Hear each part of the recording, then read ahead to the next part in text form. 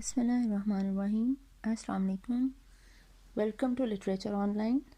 आज हम T S. Eliot की द वेस्टलैंड का 5th पार्ट करेंगे। लास्ट सेक्शन इसका व्हाट द थंडर सेड, जिसमें ये सेल्वेशन का तरीका बताता है। ठीक है, आपकी regeneration of the dead civilisation, उसके लिए उसकी रीजनरेशन का क्या तरीका है वो इसमें बताता है। तो सबसे पहले ये जिक्र करता है क्राइस्ट की अरेस्ट की, उनके ट्रायल की और फिर उनकी क्रूसिफिकेशन की। तो नोटबुक और पेंसिल आप पकड़ लें, इसमें जो चीज़ें नोट करने वाली हैं वो आप करते जाइएगा। ठीक है, स्टार्ट करते हैं text. After the torch light red on sweaty faces, after the frosty silence in the gardens. वो बात कह रहा है अब पोइट यहाँ पे कि जब जो टॉर्च लाइट वो red on sweaty faces, sweaty वैसे पसीने को कहते हैं, जो सोल्जर्स क्राइस्ट को जब इन्होंने अरेस्ट कर लिया था, ठीक है, वो जहाँ पे अरेस्ट किया हुआ था उसके इर्द गिर्द जो क्राउड जो क्राइस्ट के बारे में ये कह रहा था कि इनको रिलीज़ नहीं करना चाहिए, ठीक है, इक्वेटल नहीं मिलना चाहिए, वो लोग टॉर्च लाइट्स पकड़ कर जो हैं वो वहाँ पे जमा हो रहे थे, क्राउड जमा हो रहा था कि क्राइस्ट को रिलीज़ नहीं करना है। ठीक है, जब वो टॉर्च लाइट रेड जो है वो उन फेसेस पे पड़ती थी, वो लोग जब ये टॉर्च लाइट लेकर निकल चुका था crowd, after the frosty silence in the gardens, जिन गार्डन्स में वहाँ पे उस वक्त ये फैसला सुनाया जाना था वहाँ पे बहुत ही जो है वो खुनक किस्म की जो है वो खामोशी थी। After the एग्नी in stony places कहा गया है वो कोर्ट्स जहाँ पे वो ट्रायल किए गए थे, कि वो जो एग्नी उस वक्त वो जो एक माहौल चल रहा था उन कोर्ट्स में जहाँ पे ट्रायल चल रहा था, the shouting and the crying prison and palace and reverberation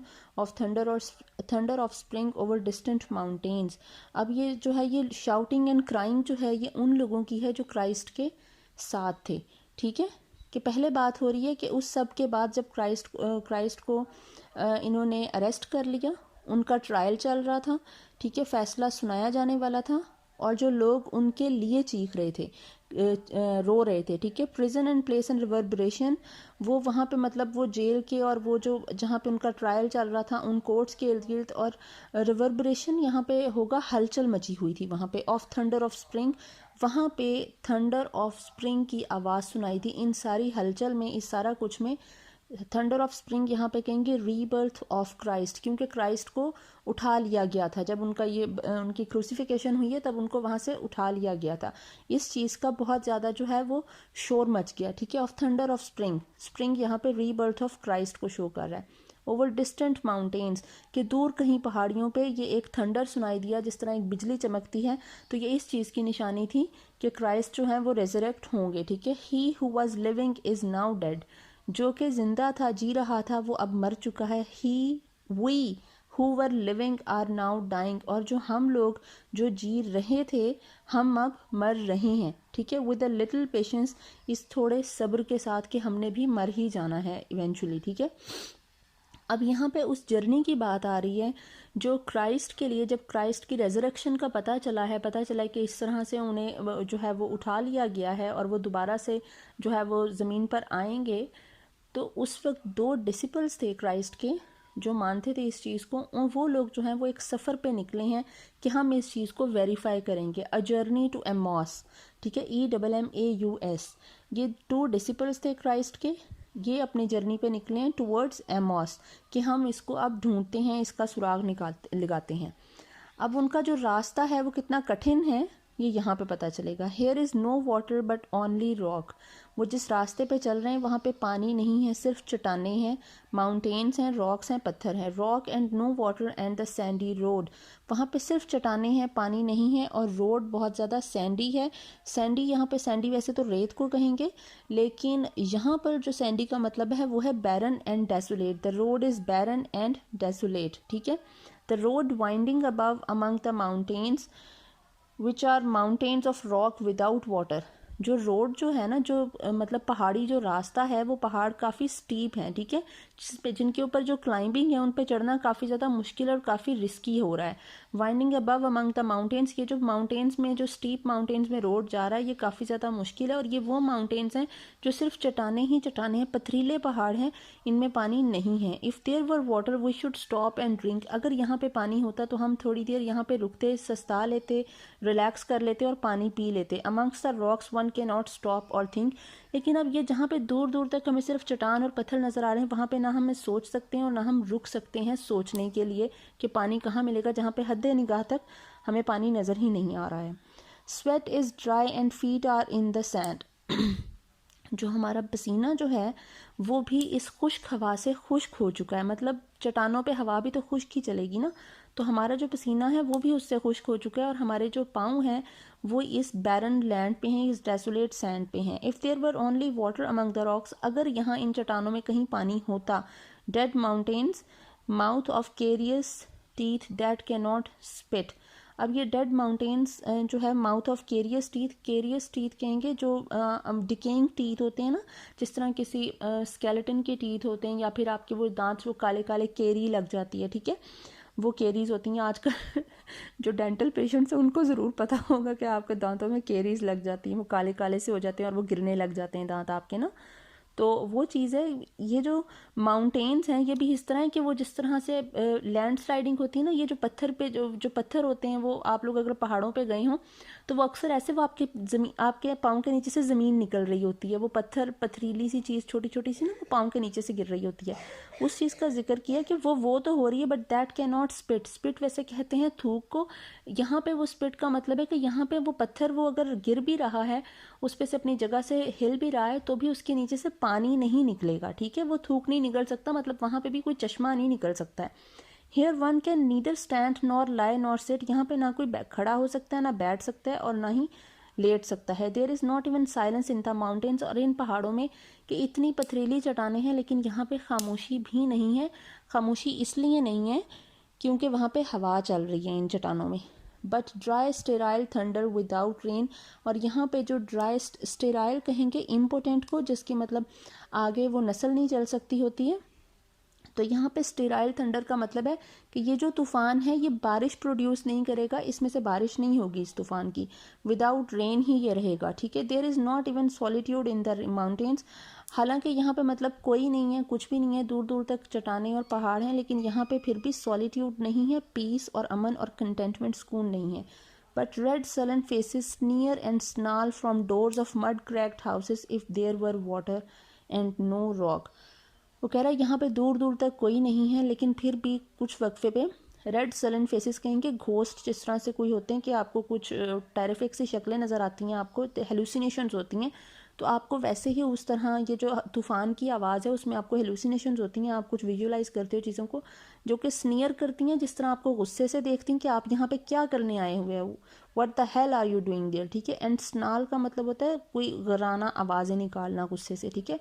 from doors of mud cracked houses, जो हॉन्टेड होती हैं जगहें, जिस तरह कोई गार वगैरह बीच में आ जाती है या कुछ आता है तो वो मड क्रैक्ड हाउसेज कहेंगे जो हॉन्टेड बाय घोस्ट हैं, जैसे केव्स वगैरह हो गई, ठीक है, कि वो जहाँ आप वहाँ से गुजरते हो तो आपको ऐसे लगता है जैसे कोई जो हॉरिबल सी शक्लें जो हैं वो आपको जो है वो गुस्से से देख रही हैं और गरा रही हैं कि आप यहाँ पे क्या कर रहे हो। और अगर यहाँ पे पानी होता और चट्टानें ना होती, if there were rock and also water, और अगर चट्टानों के साथ पानी भी होता, एंड वाटर अ स्प्रिंग कहेंगे चश्मे को, और अगर पानी होता, कोई चश्मा बह रहा होता, अ पूल अमंग द रॉक, या फिर कोई तालाब होता कोई इन चट्टानों के दरमियान, if there were the sound of water only, या शायद काश यहाँ पे पानी की आवाज़ ही होती अगर पानी ना होता। Not the cicada and dry grass singing, cicada एक इंसेक्ट को कहते हैं कि यहाँ पे पानी की आवाज़ होती, लेकिन किसी सिकेडा इंसेक्ट की आवाज़ ना होती, कि हम इंसेक्ट की आवाज़ को समझते दूर से कि वो शायद पानी गिर रहा है, लेकिन वो आगे जाके देखते तो इंसेक्ट होता।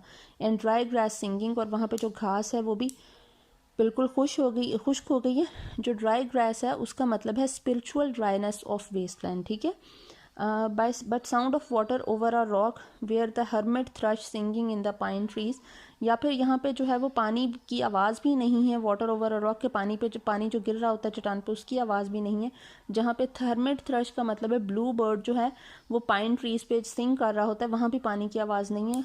और वो शायद ये ब्लू बर्ड है वो जो आवाज़ें निकालता है, drip drop drop drop drop, but there is no water, कि ये वो आवाज़ें ब्लू बर्ड ही निकालता, लेकिन पानी तो फिर भी वहाँ पे नहीं है।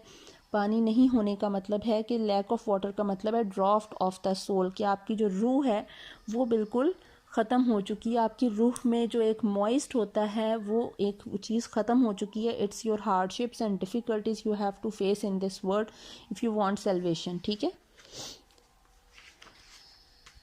उसके बाद कह रहा है who is the third who walks always beside you. अब यहाँ पे वो जो दोनों डिसिपल्स जा रहे हैं, अब ये उनकी गुफ्तगू, पहले उनके रास्ते का बताया गया, अब ये उन डिसिपल्स की गुफ्तगू चल रही, वो एक दूसरे से क्या कह रहे हैं। वो एक दूसरे से पूछ रहा है कि तुम्हारे साथ ये तीसरा कौन चल रहा है। When I count there are only you and I together, जब मैं काउंट करता हूँ, हमें गिनता हूँ, तो सिर्फ मैं और तुम साथ हैं। But when I look ahead up the white road, लेकिन जब मैं इस वाइट रोड पे आगे देखता हूँ, there is always another one walking beside you, तो मुझे तुम्हारे साथ कोई और भी चलता हुआ नज़र आता है उस वाइट रोड पे।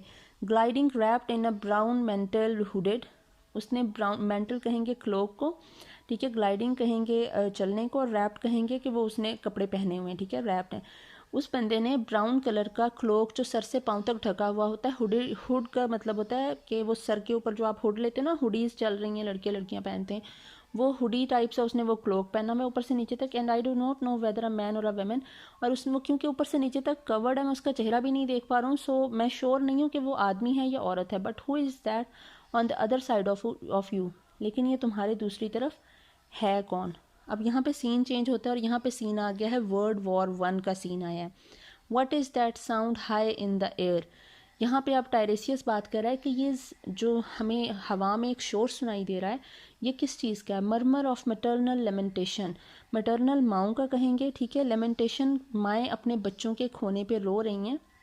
ये सीन अब आपका आ रहा है जो आपकी रशियन रेवोल्यूशन आई थी 1917 में, और आपकी जो फर्स्ट वर्ल्ड वॉर का जो इम्पैक्ट था 1914 से 1918 के दौरान का जो अरसा था, उसमें जो इतने लोग जो हैं वो मारे गए और काफ़ी लोगों को दर बदर होना पड़ा, ठीक है, वो रिफ्यूजीज़ बन गए।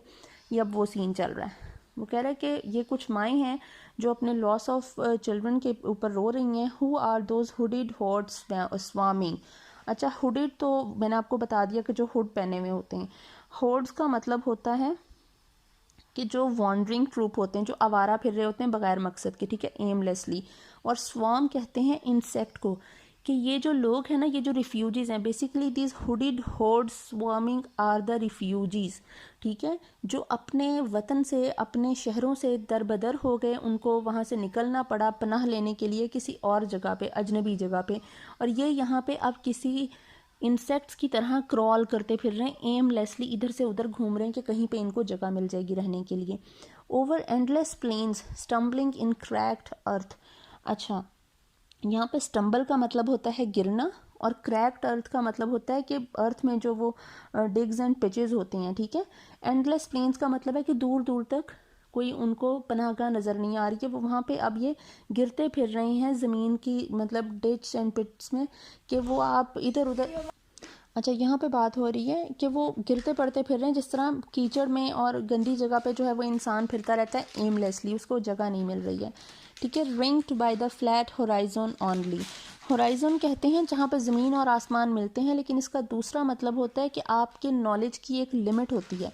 लेकिन ये लोग क्या है, फ्लैट होराइजन है, कि आप जो हो वो एमलेसली फिर रहे हो, ठीक है, आपको कुछ पता नहीं चल रहा, विदाउट एनी पर्पज़ आप लोग घूम फिर रहे हो और आपको कोई जगह नहीं मिल रही, एक ही जगह पे चक्कर लगाते फिरना, ठीक है। What is the city over the mountains, ये माउंटेन्स के बाहर जो है, माउंटेन्स के ऊपर कौन सा सिटी है। Cracks and reforms and burst in the violet air, और ये जो क्रैक्स एंड रीफॉर्म्स हैं, these are the spiritual decay the dying civilization, ठीक है। ये जो क्रैक्स जो हैं ये रिप्रेजेंट कर रहे हैं, ये सिम्बलाइज कर रहे हैं आपकी स्पिरिचुअल डिके को, ठीक है। Cracks and reforms and burst in the violet air, violet air ये जो शाम का टाइम है, या वो जो, क्योंकि वो वॉर चल रही थी, तो वॉर के दौरान ये जो आपका जो होता है gun powder and all that, वो सारा आपका वो मिला होता है हवा में, एटमॉस्फेयर में, तो उसकी वजह से ये सारा कुछ जो हो रहा है। फॉलिंग टॉवर्स, टॉवर्स का मतलब है कि फॉल ऑफ चर्चेस, ठीक है। Jerusalem, Athens, Alexandria, Vienna, London, ये सारी जो सिटीज़ हैं ये लोग ख़त्म हो चुकी हैं, ठीक है, इनका फॉल हो चुका है। और अनरियल, अनरियल का मतलब है ये सब सिटीज़ करप्ट ही थे, डेसोलेट थे और स्पिरिचुअली बैरन थे। यहाँ पे रहने वाले लोग जो हैं वो डीजनरेट हो चुके थे स्पिरिचुअली, ठीक है। अब यहाँ पे सीन चेंज हो रहा है, ये इस सारे वॉर के सीन को एक विमेन की जो है वो सिंबलाइज करेगी। वो कह रहे हैं a women drew her long black hair out tight. एक जो औरत है वो अपने लंबे घने काले बाल जो हैं उसको खोल देती है, ठीक है, आउट टाइट उसको खोल देती है। एंड फिडल्ड विस्पर म्यूजिक ऑन दो स्ट्रिंग्स, और वो अपने बालों पे जिस तरह आप जो है वो गिटार बजाते हो वो उन पे कॉर्ड्स पे, उसी तरह वो अपने बालों की लटों पे अब एक म्यूजिक बजा रही है। This fiddle whisper music is the sad music, ठीक है, दिस म्यूजिक इज मिजरेबल, ठीक है। और अब वो आगे बता रहा है and bats with baby faces in the violet light. अब वो क्या देख रहा है, वो देख रहा है कि बैट्स हैं जिनके बेबी फेसेस हैं। ये bats with baby faces symbolise the utter disintegration of modern civilisation, ठीक है। Bats with baby faces whistled and beat their wings. ये जो बैट्स हैं ये विसल करते हैं, ठीक है, आवाज़ निकालते हैं और अपने पर फड़फड़ाते हैं। And crawled head downward down a black and wall. ये तो हम सबको पता है कि जो बैट्स हैं वो उनका हेड जो है वो नीचे होता है और वो ऊपर जैसे सीलिंग से वो इसी तरह लटक रही होती हैं केव्स वगैरह में ना, ठीक है। अगर बैटमैन देखिए तो उसमें भी एक एंट्री उसकी ऐसे ही है ना। तो and crawled head downward down a black and wall, और वो ब्लैक कलर की दीवार है। ये ब्लैक ब्लैक ब्लैक और बैट्स विद बेबी फेसेस, ये सब कुछ आपकी जो है वो शो कर रही है कि आप लोग बिल्कुल मुर्दा हो चुके हो, जो आप लोग हॉलो हो चुके, अंदर से ख़त्म हो चुके हैं लोग, मतलब उनमें कुछ बाकी नहीं बचा। ये जो वॉर वगैरह चल रही है और जो सारा कुछ हो रहा है, इस सारे सीन ने लोगों को अंदर से खोखला और ख़त्म कर दिया, ठीक है। सब कुछ ब्लैक हो चुका है, अंधेरे में जा चुका है। फिर वो कह रहा है and upside down in air world towers. ये जो अपसाइड डाउन वाला सीन है ये इसने पिरामिड्स को कहा है कि वो इन्वर्ट हो चुकी हैं, ठीक है। अपसाइड डाउन मतलब चीज़ें तहस नहस हो चुकी हैं, अपनी बेस खो चुकी हैं, अपसाइड डाउन होने का मतलब है, ठीक है। Tolling reminiscent bells that kept the towers. और ये जो चर्च की बेल्स हैं जो कि घंटों का अंदाज़ा लगाया करती थी वो, लेकिन वो बज रही हैं, वो अभी भी हमें रिमाइंड करवाती हैं कि कुछ ना कुछ बाकी है। लेकिन ये जो वॉइसेस हैं and voices singing out of empty cisterns, cistern कहते हैं वेसल्स को, एंड एग्जॉस्टेड वेल्स, एग्जॉस्ट कहेंगे, exhausted wells are dry wells के खुश्क हो चुके हैं वो। बेसिकली ये जो टोलिंग रेमिनिसेंट बेल्स हैं कि चर्च की बेल्स हो रही हैं और चर्च के अंदर जो है वो हिम्स गाई जा रही हैं।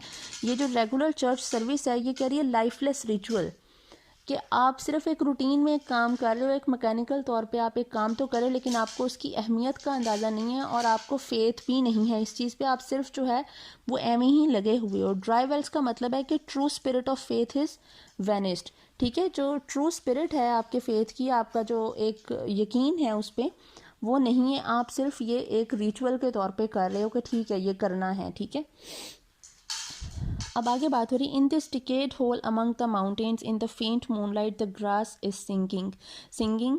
अब यहाँ पे बात हो रही है कि थोड़ा सा जो है ये जो एमॉस तक पहुँचे हैं ये जो डिसिपल्स हैं, तो वो रास्ते में उनको थोड़ा सा फील हुआ, सॉरी ये अब बात हो रही है जो हमारे फिशर किंग को बचाने के लिए और उसकी किंगडम को बचाने के लिए सर पार्सिफाल निकले थे हॉली ग्रेल को देखने के लिए, ठीक है, चैपल पेरिलस में, वहाँ पे उनकी बात हो रही है कि ये जो डिकेड होल था, जो ये हमारी बिल्कुल ख़त्म हो चुकी थी सिविलाइजेशन, ये जो शाम का वक्त है, फेंट मूनलाइट मतलब जब आपको जो है वो रोशनी ख़त्म होने लग जाती है और उसके बाद आपको डिम सी लाइट नज़र आती है, एक थोड़ी सी रोशनी आपको थोड़ी सी उम्मीद लेकर आती है, ठीक है।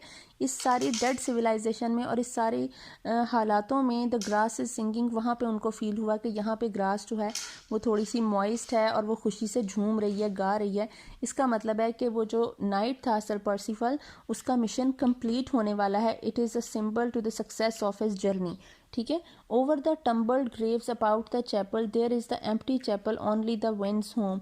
मतलब वो कह रहा है कि ये जो कब्रें ही रह जाती हैं ना वहाँ पे जो चैपल पेरिलस था, about the chapel there is the empty chapel, वो चैपल अब बिल्कुल जो है वो एम्प्टी हो चुका है, वहाँ पे कुछ भी नहीं है, खाली है। ओनली द विंड्स होम, सिर्फ हवा का घर वो रह गया है, क्योंकि सिर्फ हवा ही आती जाती रहती होगी वहाँ पे, इंसान तो वहाँ पे रहते नहीं है। It has no windows and the door swings, वहाँ पे कोई खिड़की नहीं है, एंड द डोर स्विंग्स, लेकिन दरवाज़ा जो है वो थोड़ा सा हवा से हिलता है। Dry bones can harm no one, dry bones कहा गया है वहाँ पे जो ग्रेव्स बन चुकी थी, जो लोग मुर्दा थे, क्योंकि एक जो इंसान मर चुका होता है वो तो किसी से नहीं डरता, हम लोग घोस्ट से डरते हैं, और घोस्ट कौन होता है, अ डेड बॉडी, ठीक है। तो वो कह रहा है कि dry bones can harm no one, ये लोग जो अब कब्र में जा चुके हैं ये किसी को नुकसान नहीं पहुंचाएंगे और ना ये किसी चीज़ से डरेंगे। Only a cock stood on the roof tree, co co rico co co rico, ये जो कोकोरिको, ये जो कॉक है, जो एक मुर्गा जो है वो आवाज़ निकाल रहा है, stood on the roof tree, ठीक है, वो एक मुर्गा जो है वो बांग दब देता है, वो उसकी जो सुबह की होती है वो सुबह की निशानी होती है, it is a symbol of day light, ठीक है, वो सुबह का पैगाम देता है कि सुबह हो चुकी है। तो यहाँ पे भी जो उसकी आवाज़ है, उसकी ये जो कोकोरिको, ये ओनोमेटोपिया यूज़ किया है उसने, तो ये भी इसी चीज़ को सिंबलाइज कर रहा है कि अब सुबह हो चुकी है, अब यहाँ पे फर्टिलिटी आएगी और यहाँ पे ये बैरनेस ख़त्म हो गए, स्पिरिचुअल रीजनरेशन होगी लोगों की, ठीक है। इन अ फ्लैश ऑफ लाइटनिंग, और जैसे ही बिजली चमकती है, देन अ डैम्प गस्ट ब्रिंगिंग रेन, और यहाँ पे आप देखें वहाँ पे बारिश हो गई है, ठीक है, बारिश भी फर्टिलाइज कर रही है उस थर्स्टी लैंड को, ये रीजनरेशन की इलामत है, ठीक है। गंगा वाज, अब यहाँ पे ये इंडियन सिविलाइजेशन की तरफ आ गया कि जो आपका ये जो फॉल ऑफ स्पिरिचुअलिटी था, या आपकी जो सिविलाइजेशन की फॉल थी, ये सारी दुनिया पे ही असरअंदाज हो सकती है, सिर्फ एक यूरोप या फ्रांस में ही नहीं थी, इंडिया में भी इसने अपना इम्पैक्ट छोड़ा था। Ganga was sunken and the lymph leaves waited for rain.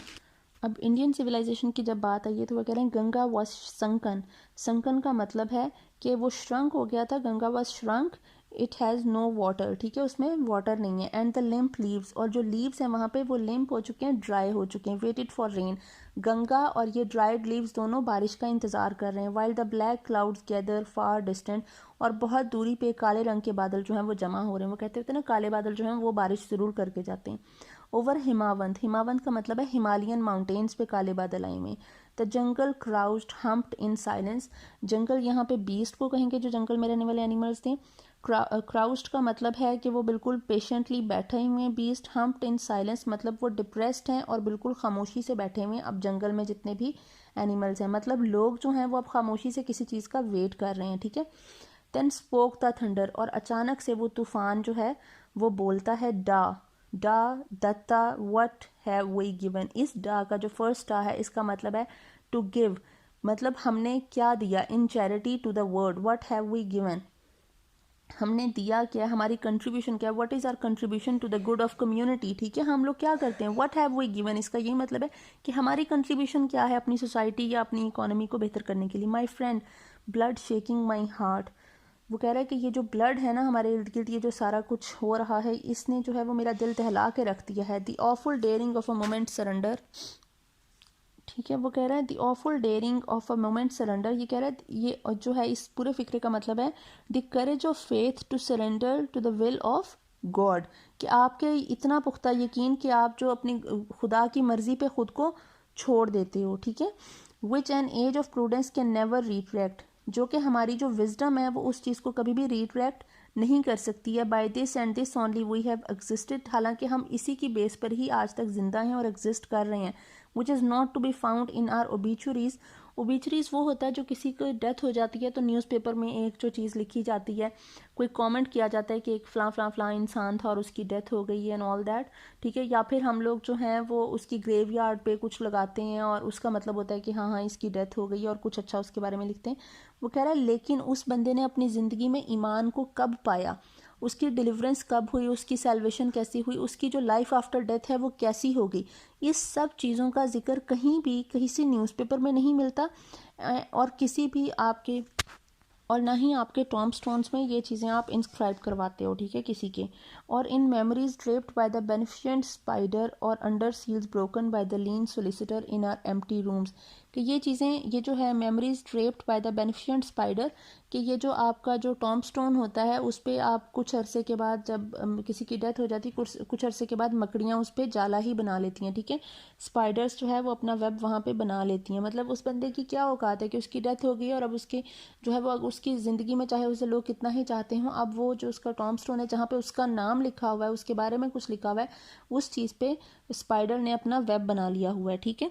तो यहाँ पे उस बंदे की लाइफ आफ्टर डेथ का कोई जिक्र नहीं होता, और ना ही जब अंडर सील्स ब्रोकन, जब आपकी विल जो है वो बाद में आपको फैमिली को बताने के लिए वो विल की सील ब्रोक की जाती है बाय द लीन सोलिसिटर, वो जो थिन किस्म का एडवोकेट कोई होता है, उसके एम्प्टी रूम में जब कोई सील ब्रेक की जाती है आपकी विल बताने के लिए, उस वक्त भी आपकी लाइफ आफ्टर डेथ का या आपकी सेल्वेशन और डिलीवरेंस का कहीं पे कोई जिक्र नहीं होता, ठीक है। अब दूसरा डा, थंडर दोबारा से जो है वो उसकी आवाज़ आती है और इसमें वो बोलता है दूसरा डा, दैट इज़ दयाधवम, इसका मतलब है, दयाधवम का मतलब है टू सिंपथाइज, ठीक है, आपको काइंड हार्टेड होना, रहम दिली करना।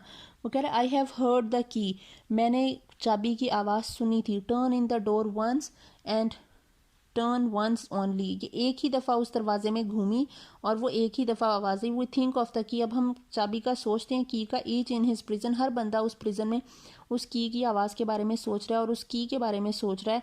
थिंकिंग ऑफ द की ईच कन्फर्म्स अ प्रिजन, और हर कोई उस की के बारे में जब सोचता है तो उसे पता चलता है मैं ये सारी ज़िंदगी इस प्रिजन में ही रहने वाला हूँ। Only at nightfall ethereal rumours revive for a moment a broken Coriolanus, ठीक है। कोरियोलोनस का मतलब है आपका जो फेथ इन ब्रदरहुड होता है, आपका भाईचारा आपस में, आपकी एक दूसरे के लिए जो सिंपैथी और काइंड हार्टेडनेस होती है, ठीक है।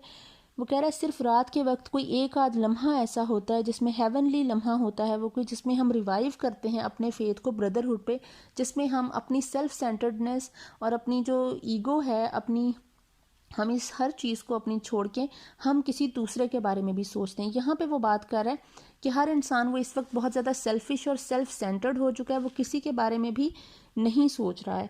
इसमें इसने ये जो रेफरेंस लिया है पूरी चीज़ का, ये इसने लिया है डेंटे की इन्फर्नो से। उसमें जो ओगलाइनो था वो प्रिजन में बंद हो जाता है, ठीक है। ये काफ़ी सारे प्रिजनर्स वहाँ पे होते हैं, तो वो अपनी की घूमने की ना दरवाजे में आवाज़ सुनता है।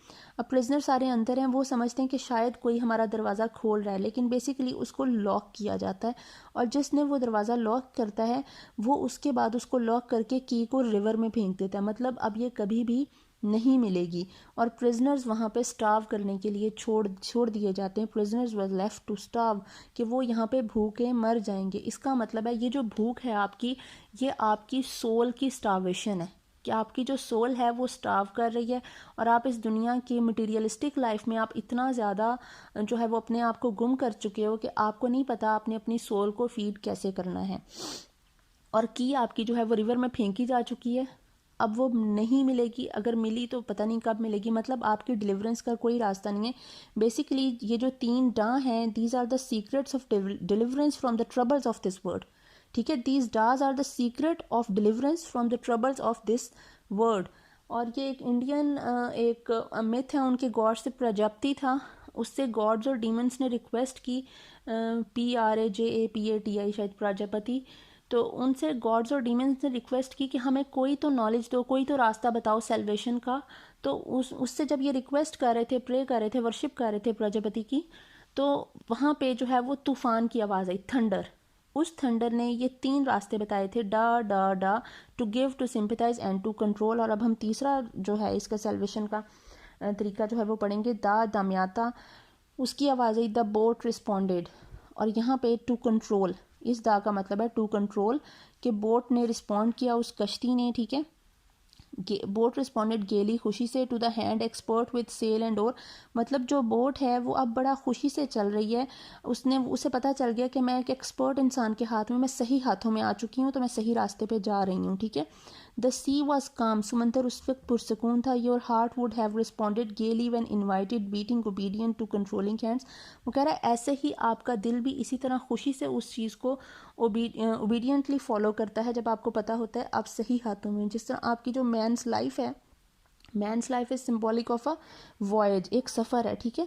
और जो एक्सपर्ट है that is wisdom and control of passion, जब आप अपनी लस्ट को और अपने ग्रीड को कंट्रोल कर लेते हो तो ये आपका क्या हो जाता है, आप एक एक्सपर्ट हैंड्स में आ जाते हो। आपकी जो सोल है उसको पता चल जाता है कि अब आप जो है वो अपना एक रास्ता ढूंढ चुके हो और आप सही जा रहे हो अपनी लाइफ में।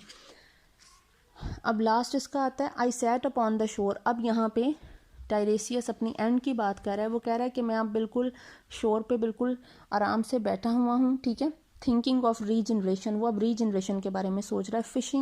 फिशिंग का मतलब है यहाँ पे एक्सप्लोरिंग, कि वो एक्सप्लोर कर रहा है। He is thinking about the regeneration of the soul with the arid plain behind me. Arid plain का मतलब है जो वेस्टलैंड थी मॉडर्न सिविलाइजेशन की, उसको अब ये पीछे छोड़ आया है और अब ये कुछ नया सोच रहा है। Shall I at least set my lands in order. वो कह रहा है क्या मुझे अपनी जो लैंड्स हैं, अपनी जो चीज़ें हैं, उनको ऑर्डर में कर देना चाहिए, ठीक है। और क्या मुझे अब सेल्वेशन के लिए ट्राई करना चाहिए है। London bridge is falling down, falling down, falling down कि जो लंदन जो है उसका ब्रिज वो गिर रहा है, ठीक है।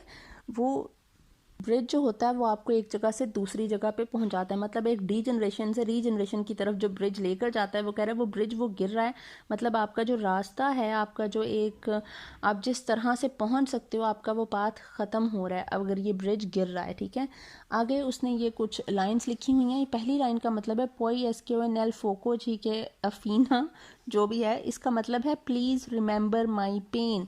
इस प्लीज़ रिमेंबर माई पेन का मतलब है कि आपकी जो सेल्फ प्योरिफिकेशन है is possible only through suffering. ठीक है, ये डेंटे की परगेटरी से इसने लाइन ली है। Only through suffering regeneration can be brought about, इसका मतलब है प्लीज़ रिमेंबर माई पेन। ठीक है, कि पेन से ही और सफरिंग से ही आप एक रीजनरेशन तक पहुंच सकते हो। दूसरी लाइन आती है क्वेंडो फियम ऊटी चैलिडन ओ स्वेलो स्वेलो। ये मैंने आपको जब बताया था, प्रोकनी जो है वो स्वेलो बन गई थी और फिलोमल जो है वो नाइटिंगेल बन गई थी, और जो वो टीरियस जो किंग था वो हॉर्स बन गया था। ये प्रोकनी की लाइन है जो स्वेलो बनी थी, वो कहती है when I shall like the swallow that I may be ceased to be voiceless. ठीक है, प्रोकनी जो होती है वो ट्रांसफॉर्म हो जाती है into a swallow. It symbolize the spiritual rebirth through suffering. उसने अपने बेटे का मर्डर करके उसका जो मीट है वो सर्व किया था अपने हस्बैंड को, दैट इज़ हर सफरिंग। ठीक है, ये that is her way of salvation, her way of deliverance, कि उसने किस तरह से इस चीज़ को अटेन किया कि आज वो स्वेलो बन गई और वो अब अपना गीत जो है, अपनी कहानी वो सदियों तक सुनाती रहेगी। वो जो एक वॉइसलेस थी, जो पहले बोल नहीं सकती थी, लेकिन स्वेलो बनने के बाद अब वो इस चीज़ को बता सकती है। फिर आगे वो तीसरी बात कह रहे हैं ला प्रिंस डी एक्वेटाइन एला टूअर अबॉली। ये है द प्रिंस, ये लैटिन पोइम से इसने, इटालियन पोइम से इसने लिया, the prince of Aquitaine of the round tower. इसका मतलब है कंप्लीट रिनाउंसिएशन और detachment is necessary for spiritual rebirth. आपको अपनी हर चीज़ जो है वो सेक्रीफाइस करनी पड़ेगी if you want rebirth of your soul. ठीक है, ये पोइट जो है वो खुद कह रहा है कि उसने ये जो तीन चीज़ों से, उसने तीन मुख्तलिफ रेफरेंस से ये चीज़ें उठाई हैं। वो कह रहा है I borrowed from 3 sources and I borrowed from these 3 sources and to save my to save himself from ruin. ठीक है, और वो कह रहा है these fragments I have shored against my ruins why then I'll fit you, कि ये सारी चीज़ें मैंने अपने जो मेरी रून्स जो हैं उनको देख कर मैंने ये सबक हासिल किया है। ठीक है, ये तीन मुख्तलिफ रेफरेंसेस से मैंने इस चीज़ को पाया है, और अब शायद की बात है perhaps they will fit you too, कि वो तुम पे भी सूट करें और तुम अगर इनको अप्लाई करो, इन चीज़ों को फॉलो करो, तो तुम भी अब बच सको इन चीज़ों से। आगे वो कह रहा है हिरोनिमो मैड अगेन। हिरोनिमो जो था वो एक करेक्टर था, एक मैडमैन था थॉमस किड की स्पेनिश ट्रेजेडी में। ठीक है, Thomas Kyd was a university wit, और उसका ये था, उसकी ये स्पेनिश ट्रेजेडी थी, उसके अंदर ये एक मैडमैन था। वो कह रहा है कि ये दोबारा से मैड हो चुका है। ठीक है, मतलब दोबारा से चीज़ें जो हैं वो ख़राब हो चुकी हैं। अब इनसे बचत का सिर्फ एक ही तरीका है, दत्ता दयाध्वम दमयता, to give, to sympathise and to control. ठीक है, ये तीन हमारे पास रास्ते हैं। और उसके बाद वो कह रहा है एंड पे आ रहा है शांति शांति शांति, कि अगर हम ये तीन चीज़ों को फॉलो करते हैं, अगर हम इन तीन चीज़ों को पा लेते हैं, तो हम लोगों को सिर्फ पीस इस दुनिया में वापस आ जाएगा। पीस को इस दुनिया में वापस आने से कोई नहीं रोक सकता। शांति मीन्स पीस, अमन। ठीक है, peace will come into this world and this is the only way of salvation, to give, to sympathise and to control your self centredness, your selfishness. ठीक है, उस चीज़ को आप लोग कंट्रोल करो, ईगोइस्ट ना बनो, काइंड हार्टेड बनो, सिंपथाइज करो लोगों के साथ। ठीक है, और आई होप आपको समझ आ गई होगी। Thank you so much.